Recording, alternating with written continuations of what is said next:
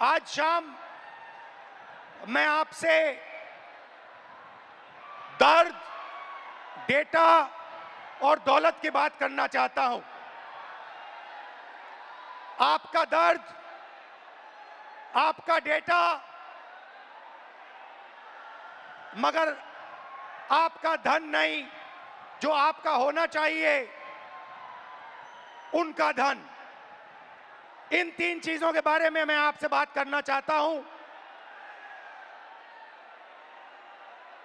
ये आप हो, आप भारत की शक्ति हो, भारत की शान हो, भारत की स्ट्रेंथ हो। और जब मैं कहता हूं आप भारत की शक्ति हो, भारत की स्ट्रेंथ हो, मैं भीड़ की बात नहीं कर रहा हूं। मैं हर हिंदुस्तान के नागरिक, हर यूथ की बात कर रहा हूं, इंडिविजुअल्स की बात कर रहा हूं। आप सब में इंटेलिजेंस है, इमेजिनेशन है, कैपेसिटी है, और अगर ये देश आगे बढ़ेगा तो आपके बल पे, आपकी स्ट्रेंथ पे इस देश का फ्यूचर बनेगा। हिंदुस्तान के पास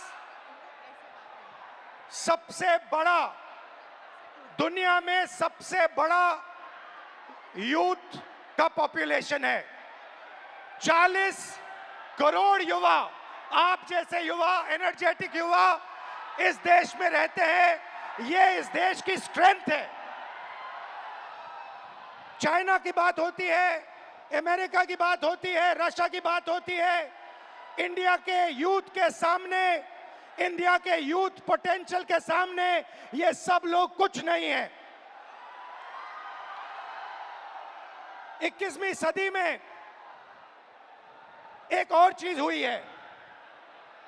21वीं सदी में अगर देश प्रगति करता है तो दो चीजों के बल पे करता है। यूथ पोटेंशियल जो आप में है और डेटा जो आप क्रिएट करते हो।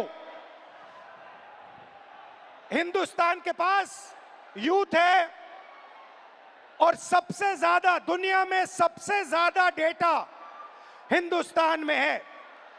1 गीगाबाइट डेटा प्रति भारतीय प्रतिदिन इस्तेमाल करता है। और प्रगति होगी, फ्यूचर होगा तो डेटा और आपके पोटेंशियल पे होगा। युवा plus data is equal to 21st century economy.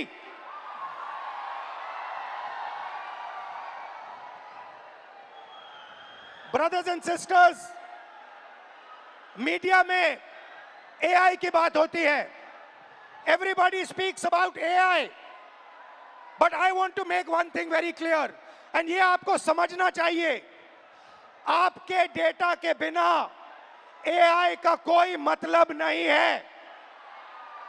अगर एआई बनता है तो आपके डेटा के बेसिस पे बनता है। 20वीं सदी में पेट्रोल और पेट्रोल इंजन देश को बनाता था।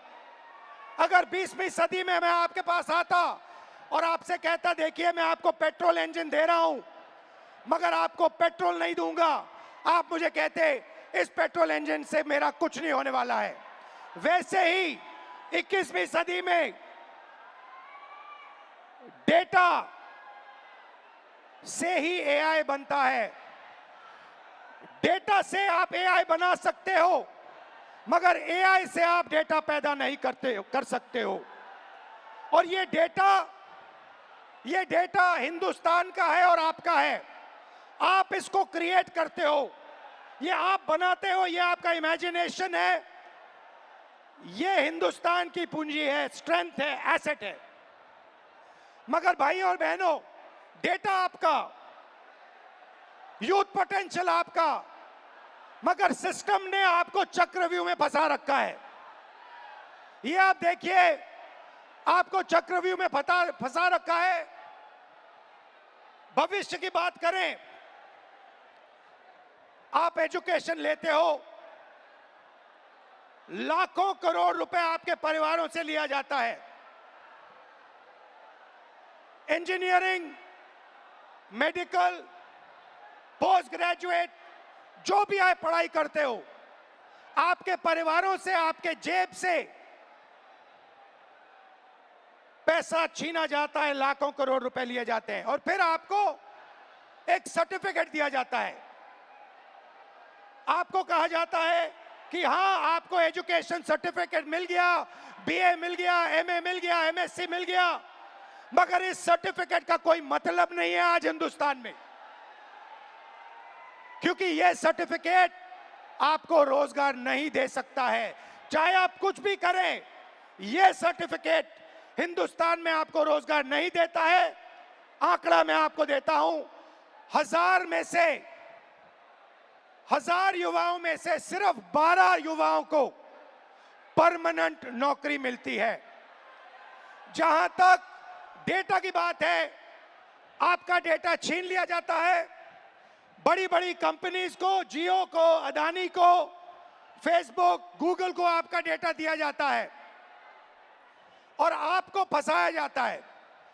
आपको कहा जाता है जितनी भी आपको रील्स देखनी है, जितने आपको व्हाट्सएप मैसेजेस भेजने हैं, जितना आप इंस्टाग्राम पे देखना चाहते हो, रील्स बनाना चाहते हो, आप बनाओ। भाई और बहनों, ये 21वीं सदी का नशा है।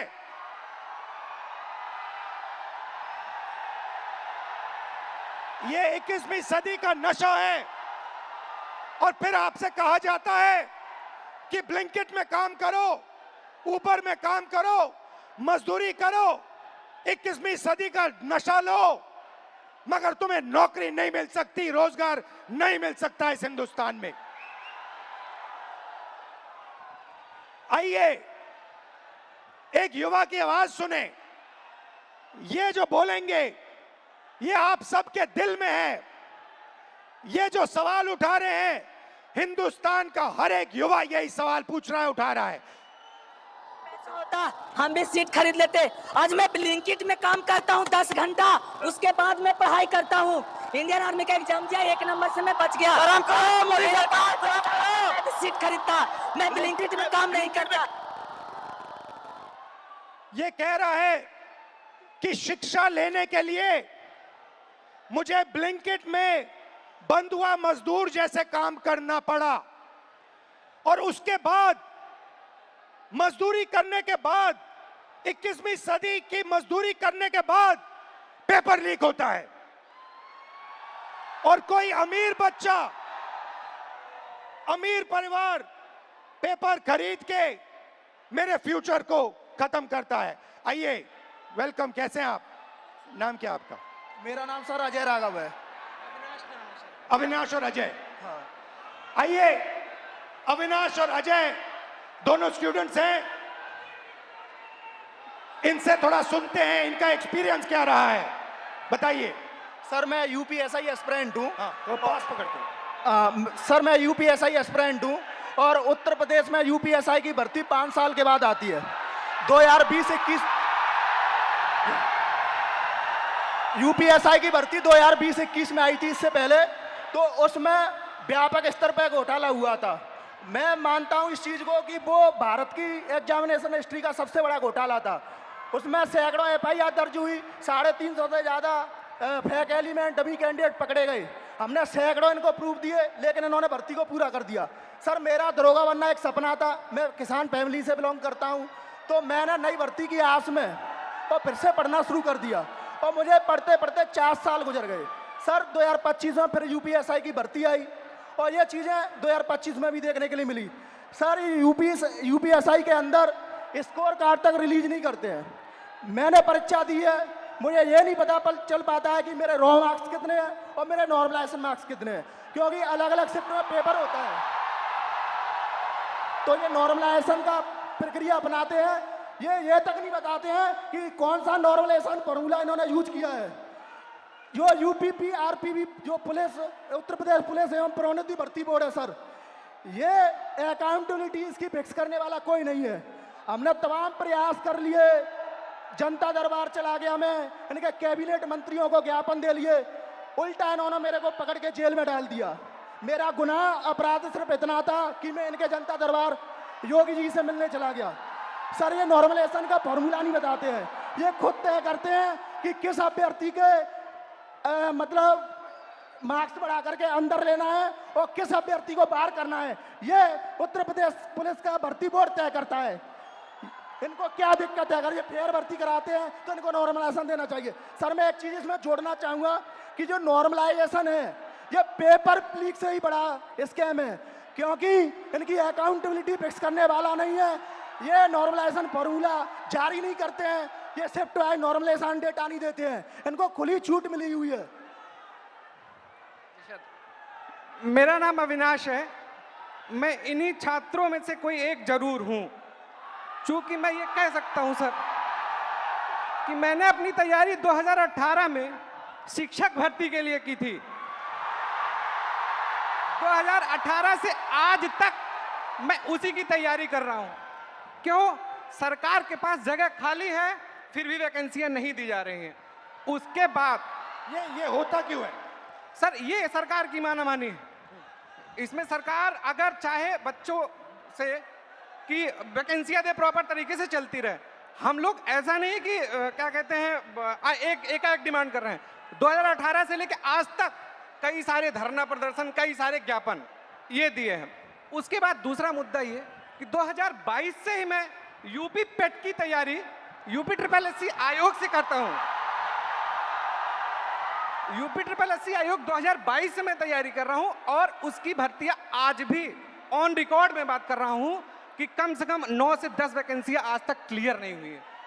और उसमें से बहुत सारी वैकेंसियां जिसके लिए हम लोगों ने लाठी खाई, ज्ञापन दिया, लोगों से जाके मिले कि हमारी दर्द, हमारे दुख को समझा जाए, लेकिन आज तक सरकार के कान में ये बात पहुंची नहीं है। इसमें से बहुत सारे ऐसे हमारे भाई बहन हैं जो उस चीज से पीड़ा में ग्रसित हैं।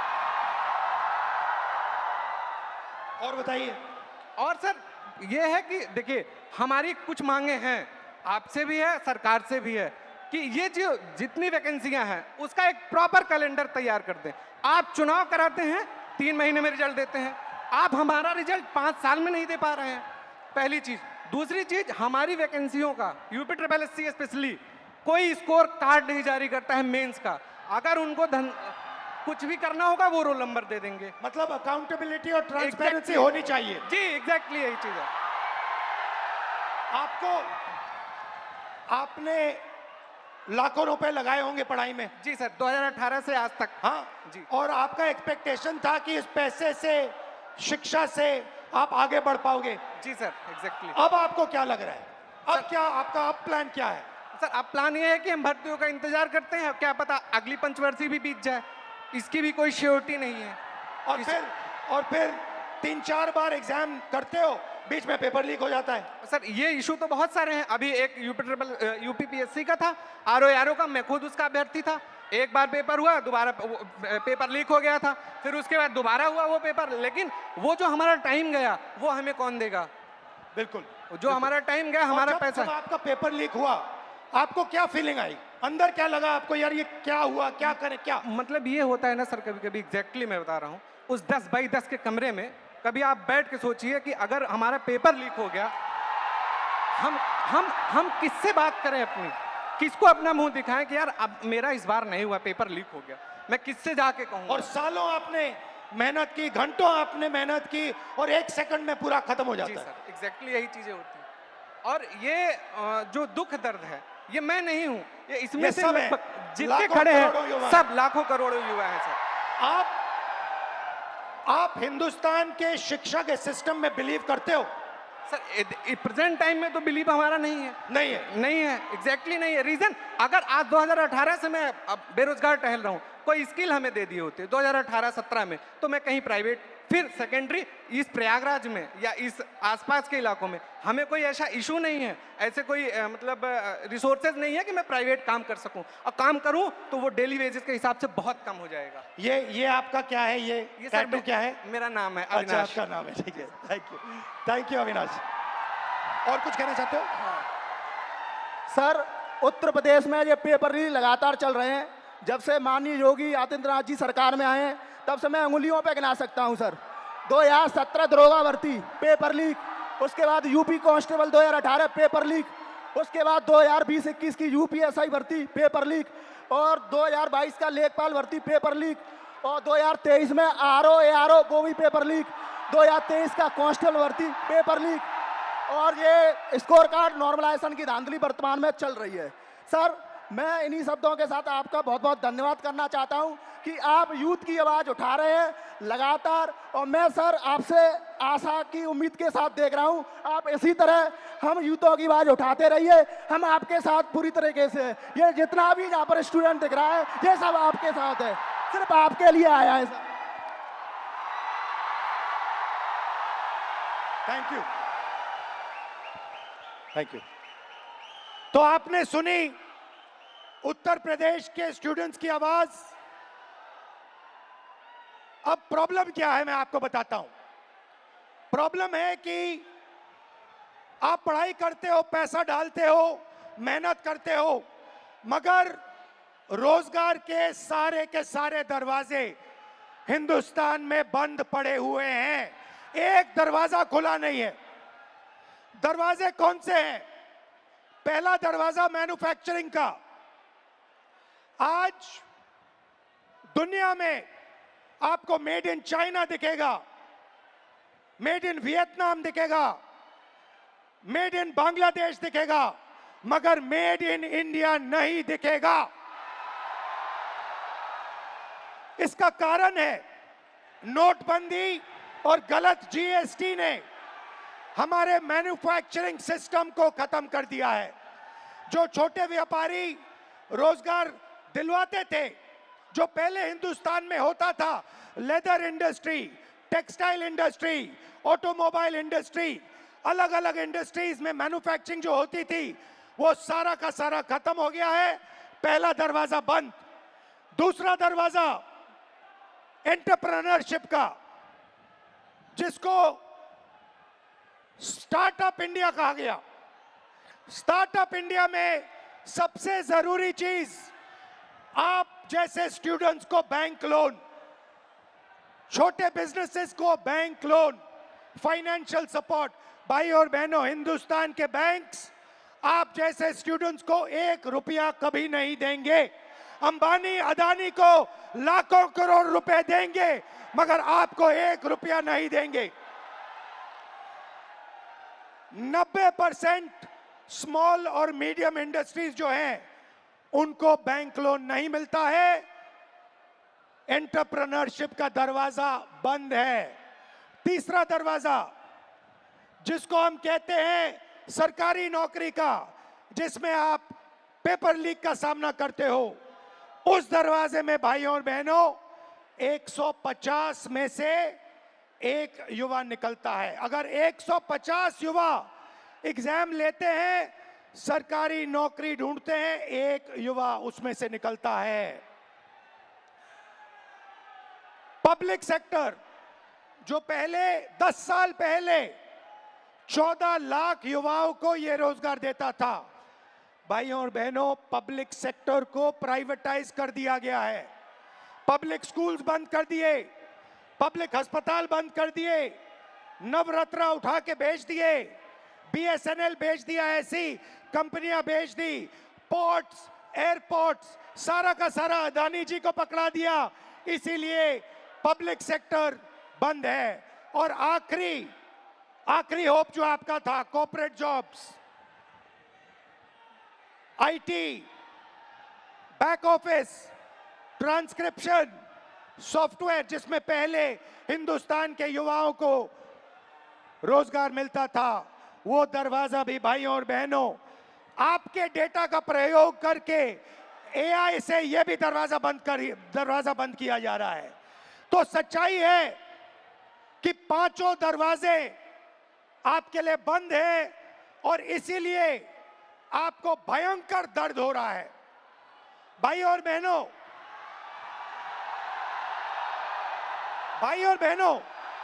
मैं सिस्टम की बात कर रहा हूं। ये सिस्टम क्या है और ये सिस्टम को कौन चलाता है?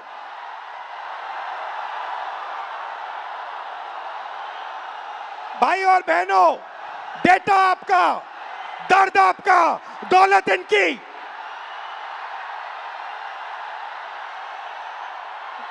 दर्द आपका, डेटा आपका, दौलत इनकी। ये सिस्टम है। अंबेडकर जी ने कहा था सोशल, पॉलिटिकल, इकोनॉमिक। ये देखिए, ये है इकोनॉमिक, पैसा, अदानी। इनकी आमदनी 10 साल में 30 गुना बढ़ी है। ये पहले ग्लोबल रिच लिस्ट में 600 नंबर पे हुआ करते थे, 10 साल के अंदर ये दूसरे नंबर पे पहुंच गए। ये पूरे सिस्टम को फाइनेंशियल सपोर्ट देते हैं। बीच में political, Modi ji, Amit Shah ji.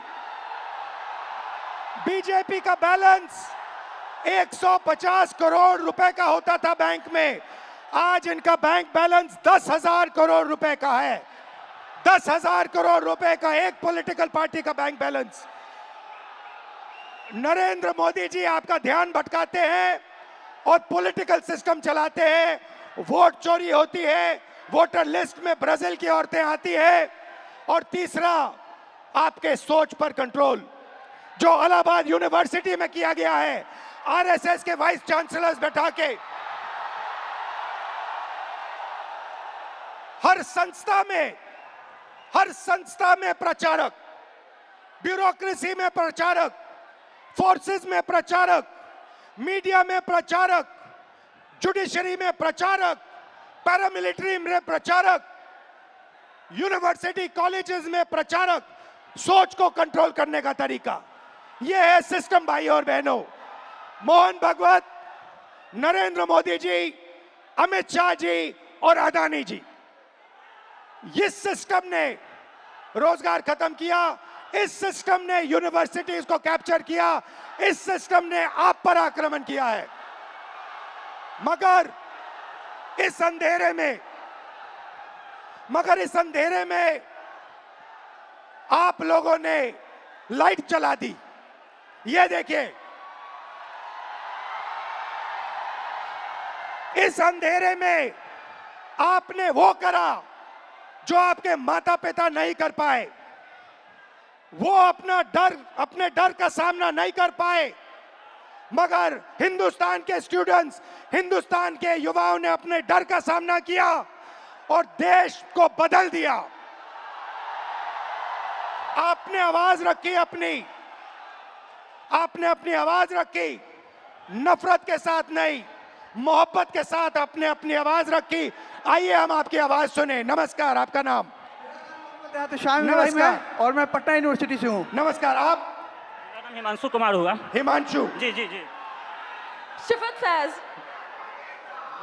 Allahabad university LLB। नमस्कार सर, मेरा नाम कुणाल पांडे, मैं इलाहाबाद विश्वविद्यालय से। शाबाश, वेलकम आप सबका। मैं आपसे आज, अभी मैंने कहा कि अंधेरे में आप लोगों ने लाइट दिखा दी, अंधेरे में आप लोगों ने टॉर्च दिखा दी, और आपने प्यार से किया, मोहब्बत से किया, नफरत से नहीं किया, क्रोध से नहीं किया, हिंसा से नहीं किया। तो ये पूरी भीड़ आपका एक्सपीरियंस सुनना चाहती है। आपने क्या सहा, आपने क्या किया, थोड़ा बताइए, एक एक करके बताइए। साथियों, जो 22 जुलाई को पटना में बिहार बंद का कॉल था, हम लोग राजभवन मार्च कर रहे थे और वहाँ एक चीज़ हमें एहसास हुआ कि पुलिस ऐसे मौके की तलाश में थी कि वो हम पे लाठी भी चार्ज कर ले, उन पे इल्ज़ाम ना हो। जब हम राजभवन से थोड़ी देर पहले पहुँचे, वहाँ पे पुलिस वाले थे बिना बैच के, और लाठी की जगह पे वो बैम्बू लिए हुए थे। उनसे जब पूछा गया आपका बैच कहाँ है, तो वहाँ से अधिकारी पूछते हैं कि आप कौन हो पूछने वाले। मैं बताता हूँ तो कहते हैं इससे क्या होगा। हमने कहा सर इतने बच्चे मरे, उनका जवाब कौन देगा। कहते वो तो चले गए, अब क्या तुम भी जाना चाहते हो। मैंने कहा सर वो तो चले गए, लेकिन अब बदलने का वक्त आ गया, क्योंकि अब नहीं बदलेगा सर, कभी नहीं बदलेगा। हम छात्र युवा देश के भविष्य हैं। उसके बाद वो वाटर कैनन चलाने लगते हैं, जिससे हमें फर्क नहीं पड़ता है। उसके बाद वो लाठी चार्ज करते हैं, जिससे उनका टारगेट था या सर पे मारो या पैर में। उन्होंने मेरे पैर पे बहुत मारा, मैं गिर गया। उसके बाद वो लाठी चार्ज करने लगे, स्टोन चलाने लगे, आंसू गैस। और एक बात मैं आपको बता दूं, जब मैं गिर गया उसके बाद जो DSP हैं वो आके दोबारा मेरे पेट पे मार दी, जबकि मेरा लेग डैमेज था। कुछ छात्र मुझे वहाँ से उठा के ले जाते हैं, साइड रखते हैं। पुलिस वाले आके कहते हैं ये छात्र थोड़े हैं, इसको तो जेल भेजना चाहिए। इवन वो एम्बुलेंस नहीं आने देते हैं। मुझे 3 इडियट की मूवी की तरह स्कूटी पे हॉस्पिटल ले जाना पड़ता है। बीच में आ जाओ, बीच में आ जाओ। जैसे सर मैंने बताया कि वो एम्बुलेंस तक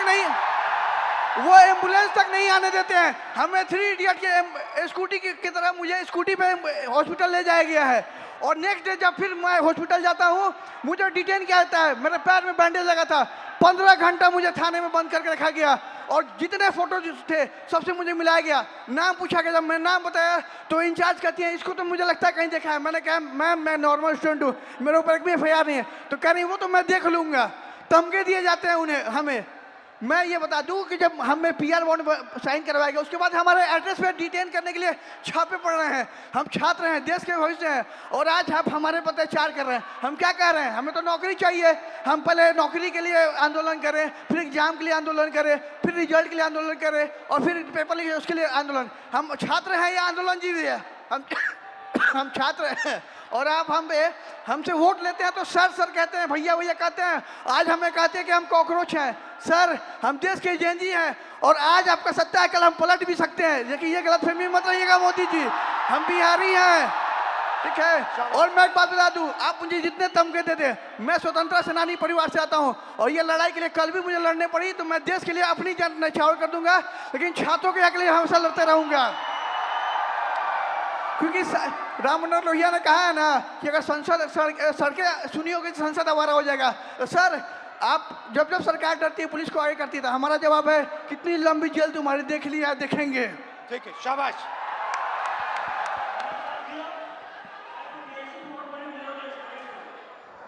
सर मैं मतलब कि मैं बीएड हमारी मम्मी करवाई थी ज़मीन बेचकर। 4 साल से वैकेंसी अभी तक नहीं आई है सर। जब आंदोलन करने जा रहा हूँ तो सर मतलब कि सम्राट चौधरी का गुंडा जो कि पुलिस जो हम लोग को लाठी से मारती है और जेल भेजती है। सर जब हम लोग आंदोलन करते हैं तो डिटेन कर लिया जाता है। उसके बाद मतलब कि कुछ भैया को जेल भेज दिया जाता है। उसके बाद मतलब कि हम लोग जब स्टेट क्वालिफाइड। रिलैक्स करो, कोई प्रॉब्लम नहीं है, घर में हो अपने, खुल के बोलो, टेंशन मत लो। ये जब मैं पहली बार ऐसे बोला था मैं भी नर्वस था, इसमें कोई प्रॉब्लम नहीं है, खुल के बोलो। मैं मतलब state qualified CTET qualified PG BEd करके आया हूँ, फिर भी 4 साल से वैकेंसी नहीं आई है सर। जब मतलब कि आंदोलन 4, 5, 6 साल से मैं पटना में रहकर पढ़ाई करता हूँ, किसान का बेटा हूँ सर।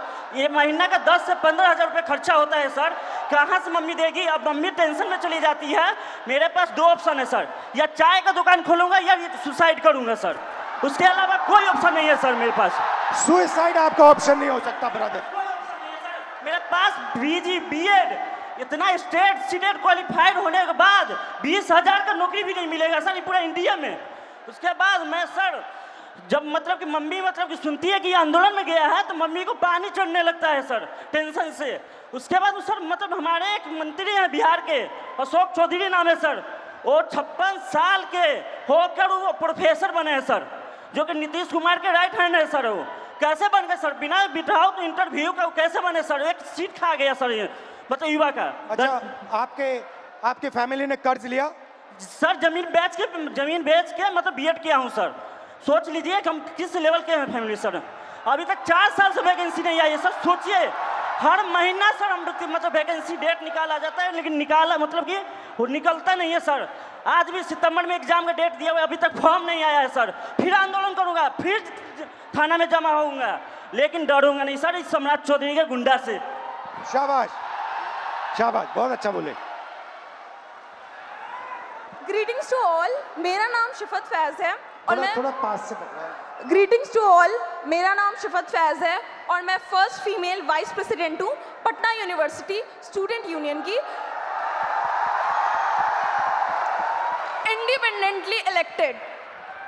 जब 20 तारीख को दिल्ली के जंतर मंतर के प्रोटेस्ट के दौरान पुलिस और गवर्नमेंट के थ्रू स्टूडेंट पर ब्रूटली मारा पीटा गया, उन पर वाटर कैनाल्स फेंके गए, उन पर टीयर गैसेस चार्ज किए गए, उसके खिलाफ 22 जुलाई को पटना में स्टूडेंट्स ने प्रोटेस्ट का कॉल दिया। वहाँ स्टूडेंट्स मौजूद हुए और पीसफुल प्रोटेस्ट उन्होंने स्टार्ट किया, लेकिन फिर बिहार पुलिस और बिहार सरकार ने स्टूडेंट के साथ फिर से ब्रूटली ट्रीट किया, उन्हें मारा और रातों रात उनके घर से उन्हें डिटेन कर लिया जाता है बिना इस जानकारी के कि वो कौन से पुलिस स्टेशन में है, वो कौन से किस थाने में है। इन सब हमने 23 जुलाई को पेपर लीक के खिलाफ, स्टूडेंट ब्रूटैलिटी के खिलाफ और बिना अनलॉफुल वे में डिटेन होने के खिलाफ एक प्रोटेस्ट रखा अपने यूनिवर्सिटी के कैंपस में। लेकिन हमारे प्रोटेस्ट स्टार्ट करने से पहले ही वहाँ पर पुलिस, सीआरपीएफ और एसडीएम मौजूद थे। सर, हम छात्र हैं और हमें एज अ वाइस प्रेसिडेंट मुझे यूनिवर्सिटी के गेट से घुसने नहीं दिया जा रहा था। फिर भी क्योंकि मेरा वो प्रोटेस्ट था, हम लीड करने के लिए जैसे तैसे घुसे। हमारे कुछ फेलोज जो प्रोटेस्ट ज्वाइन करने आ ही रहे थे, उन्हें पुलिस गेट से ही भगा देती है और कुछ फेलोज को लाठी चार्ज कर डिटेन कर लेती है बिना किसी मेडिकल ट्रीटमेंट के। उनका सर 10 से 12 घंटा फूटा रहता है पुलिस स्टेशन पे।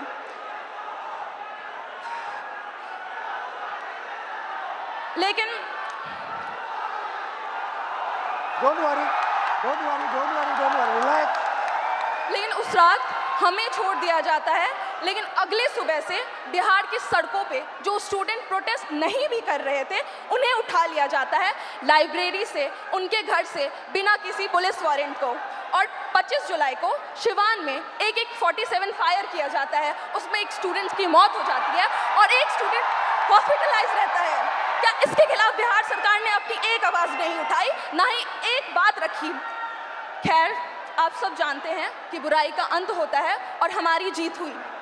25 जुलाई को जब आप लोग धर्मेंद्र प्रधान की इस्तीफा की खुशी मना रहे थे, तब बिहार के छात्रों में अलग सा डर और भय मौजूद था। उन्हें कहीं से भी कभी भी अरेस्ट कर डिटेन कर लिया जाता और उन्हें किस पुलिस स्टेशन में भेजा जाता, इसका कोई अता पता नहीं है। चलिए अब हम बिहार के महिला शिक्षा व्यवस्था पर बात करते हैं। जब एक बिहार की लड़की अपने पढ़ाई के लिए लड़ती है तो सबसे पहला लड़ाई उसका उसके घर वाले से होता है। वो जैसे तैसे घर से निकल तो जाती है, फिर बिहार सरकार वैकेंसी नहीं निकालती है, फिर उसके लिए वो प्रोटेस्ट करती है, वैकेंसी निकालती है, फिर पेपर लीक हो जाता है, फिर उसके लिए वो प्रोटेस्ट करती है, उसी दौरान उन्हें मारा जाता है, डिटेन कर लिया जाता है, अरेस्ट कर लिया जाता है। हम स्टूडेंट हैं, कोई प्रोटेस्टर नहीं है, और फिर बिहार सरकार इसी चक्रव्यूह में हमें छोड़ देती है। खैर, यही है हमारे बिहार का शिक्षा व्यवस्था। और सर, हमारा गवर्नमेंट से यही अपील है कि अगर आपको लगता है कि हम आपके डिटेन और अरेस्ट से डर जाएंगे तो ये आपकी गलतफहमी है। और सर, कल को अगर आप गवर्नमेंट रूलिंग पार्टी बने तो हमें ये एक्सपेक्ट है कि जैसे आप आज स्टूडेंट्स के खिलाफ, स्टूडेंट के साथ खड़े हैं, वैसे कल भी खड़े रहे। बिल्कुल बिल्कुल सर, आपसे यही उम्मीद है। थैंक यू, शाबाश। सर, सबसे पहले इलाहाबाद विश्वविद्यालय और पूर्वांचल के हमारे हजारों छात्रों की तरफ से आपको धन्यवाद सर। और सर, मैं सर इलाहाबाद विश्वविद्यालय लॉ फैकल्टी का छात्र हूँ सर, और हमारे यहाँ समस्याओं का अंबार लगा पड़ा है सर। हमारे लॉ फैकल्टी में सर जो लाइब्रेरी है उसमें सर पूरी पानी आती है, मतलब बाढ़ आता है सर। और जब लाइब्रेरी बंद कर दी जाती है, जब हम लोग पूछते हैं कि सर लाइब्रेरी बंद क्यों, तो कहते हैं उसमें करंट का पानी दौड़ता है, बेटा आप बाहर रहो। मतलब सर हमारा बुक जो आता है सर वो हज़ारों की आती है, हम लोग सर पूरी बरसात सीजन में सर हम लोग उस बुक को एक्सेस नहीं कर सकते हैं सर।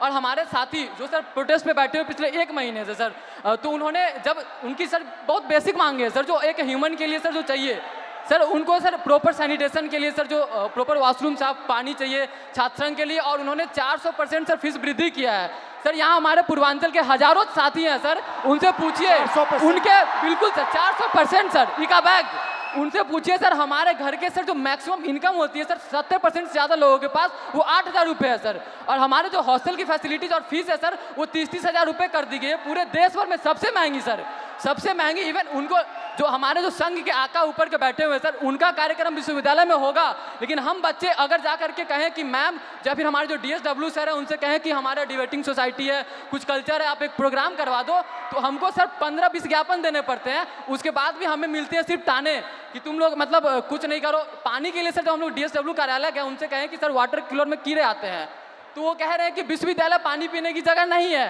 आप घर से पानी लेकर के आओ, यहाँ पे पानी नहीं पिया जाता है, आपको जो भी करना है बाहर करो।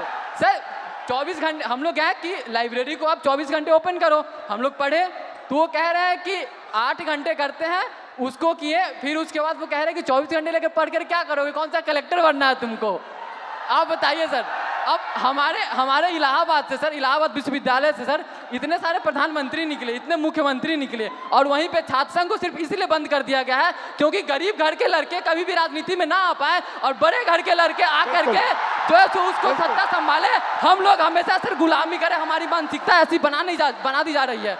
और अगर आप कुछ भी बोलो तो उनके से संघ के गुंडे पाल रखे हैं। अभी 2 दिन पहले की बात है सर, आपने भी कमेंट किया था उस पर सर, आपकी आवाज़ उठाए, हमारे लिए सर फिर से धन्यवाद सर। हमारे साथी आशुतोष मौर्य, सौरभ गरवाल, शिवम यादव ये लोग बैठे थे सर, हम लोगों पे सर पीछे गेट से जो उनके जो प्रॉक्टर सोकल जो गार्ड उनके होते हैं जिनमें किन्हीं का नेम प्लेट नहीं लगा सर, हम लोग अगर 10 बार आन जान करेंगे हमें 10 बार दिखाना, उनमें से किन्हीं का नहीं है सर।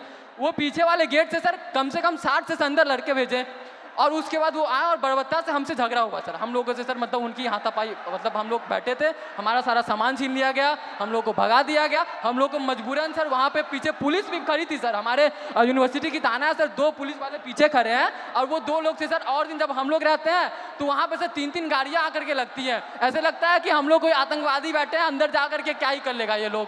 और सर उसके अलावा सर हेल्थ फैसिलिटी पे हम लोग आते हैं तो उसके लिए आप आवाज़ उठाए तो बोलता है कि सरकार बाहर रखा है ना, बाहर जाओ आप।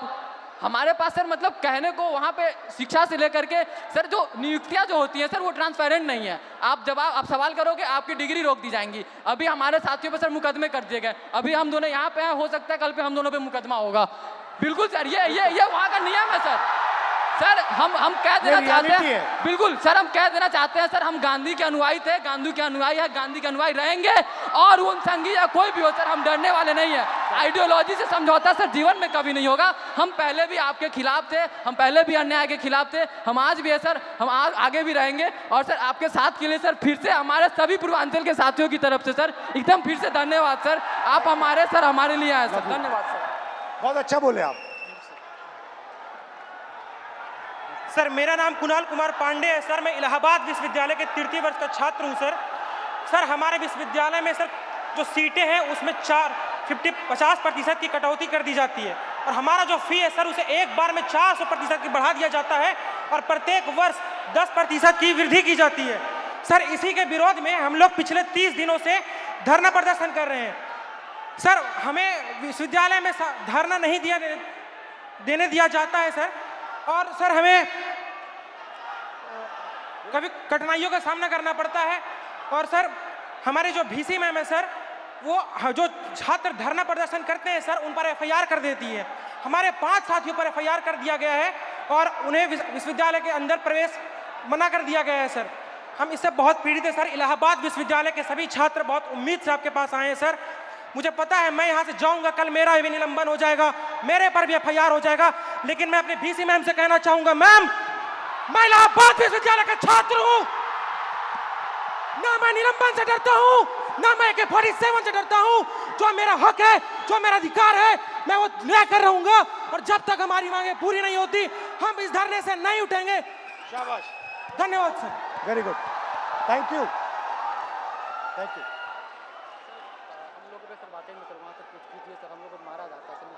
अब मुझे बुला लो, मैं आ जाऊंगा।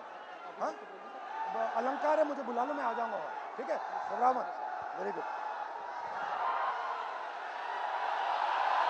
तो ये थी बिहार और उत्तर प्रदेश और इलाहाबाद यूनिवर्सिटी की आवाज। अब मैंने आपसे कहा कि आपने अंधेरे में टॉर्च जला दी, आपने हिंदुस्तान के स्टूडेंट्स को जगा दिया। आप सब अब बात समझ गए हो। मैंने आपसे सिस्टम की बात की। हम नफरत से और हिंसा से कभी काम नहीं करेंगे। हिंदुस्तान का कल्चर सत्य और अहिंसा का है, नफरत का नहीं है। और एक भी स्टूडेंट के दिल में नफरत नहीं होनी चाहिए, सिर्फ मोहब्बत होनी चाहिए। मैंने आपको पिछली स्लाइड में मोदी जी की फोटो दिखाई, अमित शाह जी की फोटो दिखाई, अदानी जी की दिखाई, मोहन भगवत की दिखाई, मगर नफरत नहीं करनी है, सिस्टम बदलना है। प्यार से, मोहब्बत से, नफरत से नहीं। सिस्टम को खत्म, टाटा बाय बाय करना है। आप सबका दिल से बहुत बहुत धन्यवाद, इस रिस्पांस के लिए धन्यवाद। और जो आप प्रोटेस्ट कर रहे हैं, जो आप अपने हक की लड़ाई लड़ रहे हैं, उसको आप करिए, मैं आपके साथ उसमें खड़ा हूं, खड़ा रहूंगा। है जैसे सर ने कहा, खत्म टाटा बाय बाय बाय। बाय, खत्म टाटा बाय बाय। और बदलाव तो आ रहा है सर, और आएगा भी। आज क्या है, हम सब यहाँ एकत्रित हुए, एक जेंजी मोमेंट हम आपके साथ क्रिएट कर लें, बताइए, है ना? क्या है, जेंजी में सेल्फीज बड़ी कॉमन है। तो चलिए, फोन है, ये हमारा फोन तैयार है सर, हम सब तैयार है सर के साथ सेल्फी के लिए।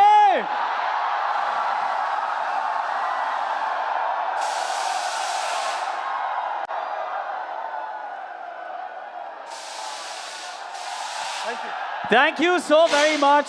लवली।